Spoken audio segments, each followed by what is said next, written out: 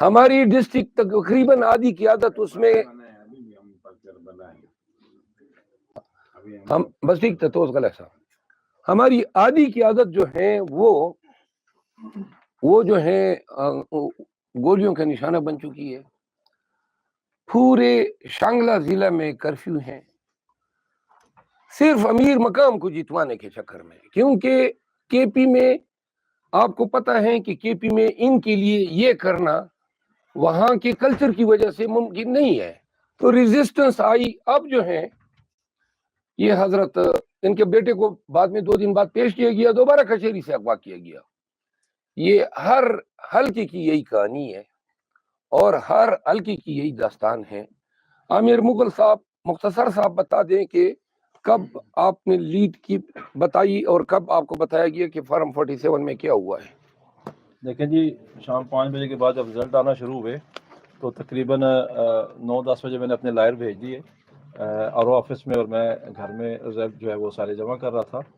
تو جب کو میرے پاس کو 200 کے قریب آ چکے, 250 کے قریب, تو جب میری لیڈ کو 30,000 کراس ہوئی تو میں پھر آر او آفس چلا گیا. تو مجھے اندر نہیں جانے دیا گیا. تھوڑی دیر بعد جو میری لائر ہیں آمنہ علی اسلام آباد کی ایڈوکیٹ ہیں, ان کو اندر سے نکال دیا انہوں نے بائی فورس. انہوں نے کہا کہ آپ یہاں سے نکل جائیں, ہم آپ کو اندر نہیں چھوڑ سکتے. اور اس کے بعد ہم کچھ صبح 6 بجے تک وہاں کھڑے رہے ہیں اور ہمیں اندر ہی نہیں گھسنے دیا گیا. ایف سی اور پولیس, اسلام آباد پولیس نے وہاں پہ گھیرا ہوا تھا اور گاڑیاں ان کی گھوم رہی تھیں اور ایک انہوں نے خوف کی فضا پھیلائی ہوئی تھی. اور صبح 6 بجے ہم خیر واپس آ گئے. تو 10 بجے جو رزلٹ اناؤنس کیا گیا اس کے مطابق جو ہے وہ صبح تک میرے پاس سارے فارم 45 آ چکے تھے, 342 کے 342. اب ان فارم 45 کے مطابق یہ جو میں فوٹو کاپیاں پڑی ہوئی ہیں آپ سارے چیک کر سکتے ہیں. میں نے سوشل میڈیا پہ ان کی PDF بھی ڈالی ہوئی ہے, ان کی ویڈیوز بھی بنا کے ڈالی ہوئی ہے. مجھے جو ووٹ ملا ہے وہ 85,000 ملا ہے, اور جو انجم وکیل کو ملا ہے وہ 41,400 ووٹ. اس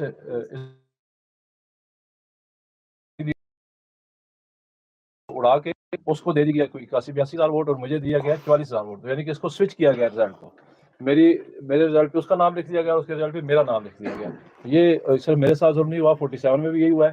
وہاں 53,000 ووٹ کی ڈکیتی ماری گئی ہے اور 48 میں 50,000 ووٹ کی وہاں پہ ڈکیتی ماری گئی ہے. تو یہ اسلام آباد کی جو عوام ہے, 22-24 لاکھ عوام, ان کو بھیڑ بکریاں سمجھا گیا. یہ کوئی بھیڑ بکریوں کی طرح ہے, ان کو آپ لا کے ذبح کر رہے ہیں. تو ہم یہ عوام جو ہے یہ اپنا مینڈیٹ آپ سے واپس لے گی.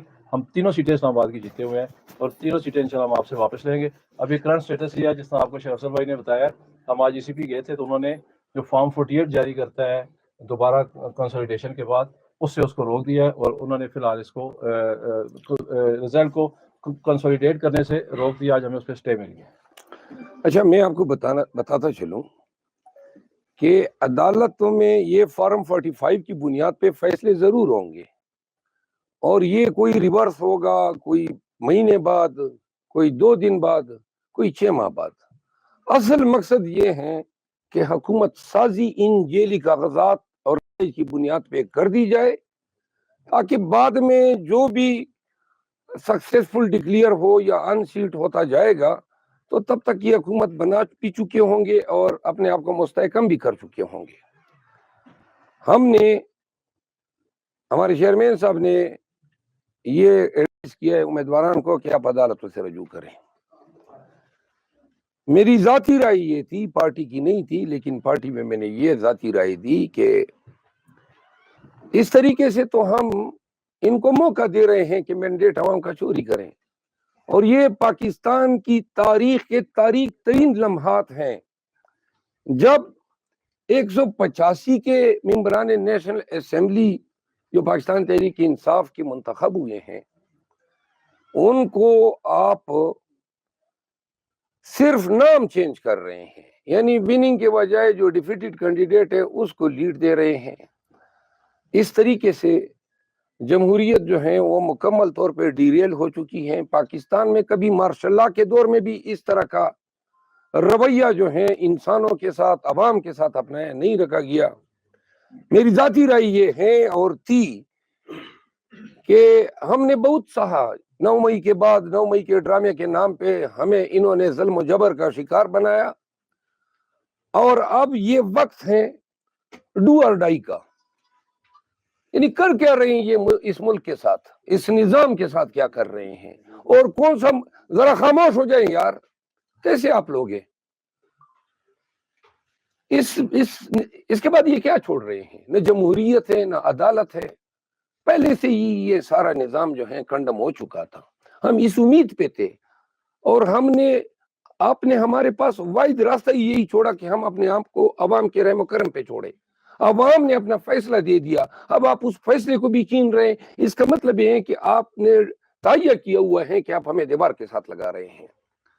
صرف نواز شریف کے لیے ہم چیختے رہے کہ ایک نواز شریف کو لانے کے لیے پورا ملک جو ہے داؤ پہ لگایا گیا ہے، پورے ملک کی تمام اقدار کو داؤ پہ لگایا گیا ہے، قوانین کو تہس نہس کیا جا رہا ہے.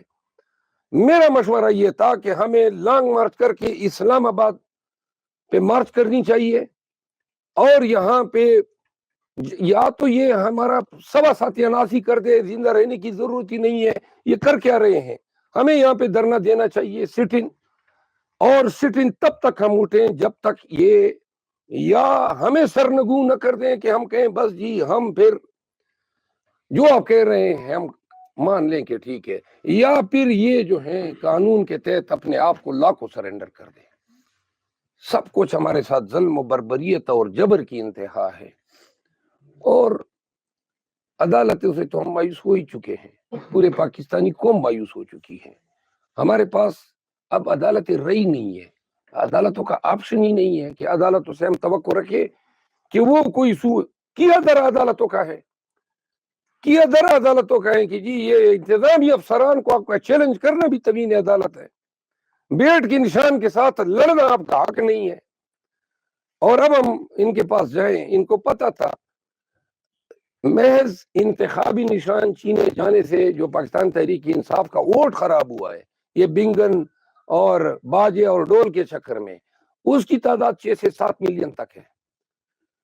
تو لہٰذا اس پریس کانفرنس کے ذریعے ہم تمام ارباب اقتدار کو یہ اپیل کرتے ہیں کہ وہ اس کے ناخن لیں.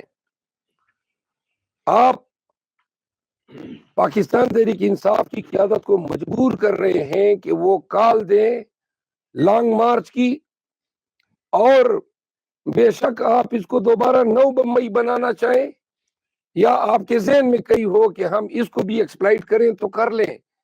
ایسے صورتحال میں زندہ رہنے سے تو بہتر ہے کہ ہم مر ہی جائیں. کر کیا رہے ہیں آپ اس ملک کے ساتھ، اس ریاست کے ساتھ، اس نظام کے ساتھ، 185 کے ایوان کے ساتھ، ممبران کے ساتھ، منتخب شدہ پارٹی کے ساتھ؟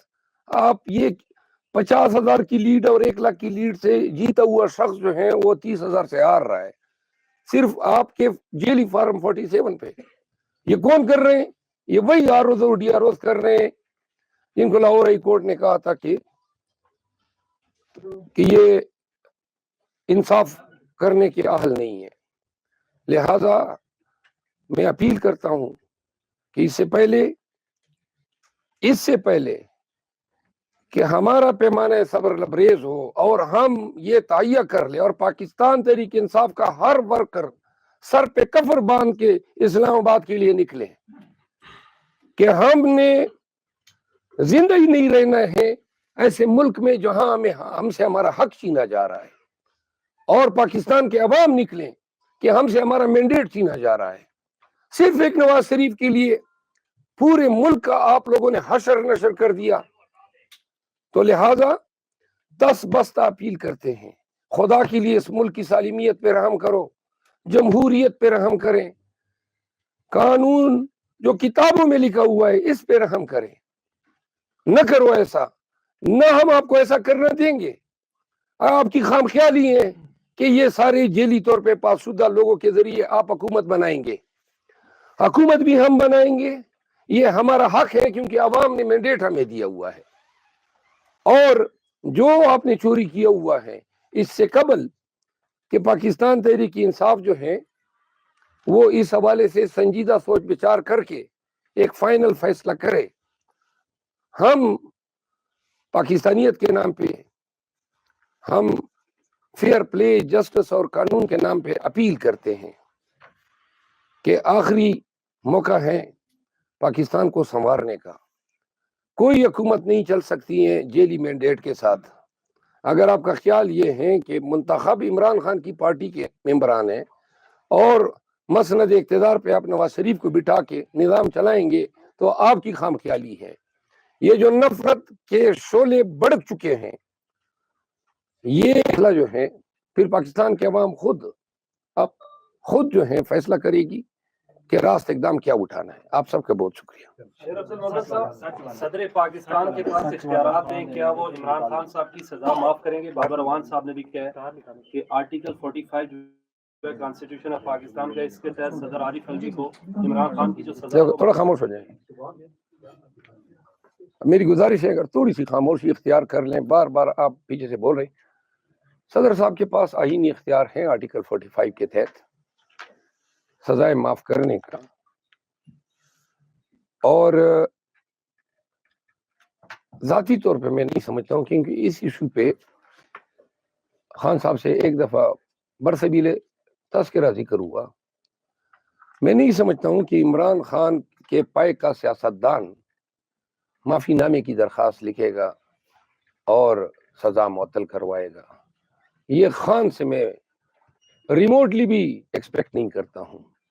وہ جیل کے قید و بند کو ترجیح دے گا، اپنے بنائے گئے صدر سے اپنی رہائی کی درخواست نہیں کرے گا. کیا تحریک انصاف مجلس وحدت المسلمین کے ساتھ مل کر اسمبلی میں بیٹھے گی؟ یہ فیصلہ بھی نہیں ہوا ہے کہ کن کے ساتھ مل کے ہم نے بیٹھنا ہے. کل میں خان صاحب سے مل رہا ہوں اور دیگر ذمہ داران بھی مل رہے ہیں، تو کل تک معاملات واضح ہو جائیں گے. اچھا مولانا صاحب، یہ کہیے گا کہ آپ نے جیسے پارٹی کو بھی تجویز دی اور یہاں پہ بھی اعلان کر رہے ہیں کہ اسلام آباد کی طرف مارچ دھرنا کیا جائے، تو یہ دھرنا یہ نگران حکومت کے خلاف ہوگا، اسٹیبلشمنٹ کے خلاف ہوگا یا جوڈیشری کے خلاف ہوگا؟ سب کے خلاف آپ ہوگا. کس کے خلاف دھرنا؟ سب کے خلاف ہو. سب ملے ہوئے ہیں، سب نے تو یہ کرایا ہے. والی بال کے میچ میں ایک بال اٹھاتا ہے دوسرا کٹ مارتا ہے، تو یہی تو ہے. سب نے مل کے، election commission, establishment, supreme court, سب نے مل کے ملک کو اس نہج پہ پہنچایا ہے. تو لہٰذا ہمارا اختلاف اور احتجاج ان سب کے خلاف ہے. پی ایم ایل این کلیم کر رہی ہے کہ ہم نے 30 سے 35 ریزرو سیٹیں اچیو کر لی ہیں. ریزرو سیٹوں کے حوالے سے آپ کی پی ٹی آئی کی کیا پلاننگ ہے؟ جو ہماری نام دیے گئے تھے تحریک انصاف کے حوالے سے، کیا کسی جماعت کے ساتھ مل کر کوئی اس کے اندر؟ جی ہاں، وہ ہمیں کوئی اس میں مسئلہ نہیں ہے. ہمیں اپنی ریزرو سیٹیں ملیں گی. شیر افضل محمد صاحب، آپ نے اپنی ذاتی رائے تو دی ہے کہ لانگ مارچ کرنا چاہیے اسلام آباد کی جانب. جو دیگر کور کمیٹی کے ارکان تھے، کیا ان کی جانب سے بھی اتفاق کیا گیا ہے؟ اگر نہیں کیا گیا تو ان کی کیا رائے تھی اس معاملے پر؟ میں نے آپ کے سامنے اپنی رائے ظاہر کی ہے. میری رائے کے ساتھ کوئی اگری کرے یا نہ کرے، میرا اپنا ایک موقف ہے. اپنا بزدلی کے لیے ساری عمر پڑی ہے، لیکن اس وقت جو ہے خاموش رہنا یا بزدلی دکھانا یا اس وقت جو ہے عوام کی مینڈیٹ کی توہین ہونے دینا، یہ پاکستان کے ساتھ ظلم و جبر کے برابر ہوگا. ضرورت ہے پی ٹی آئی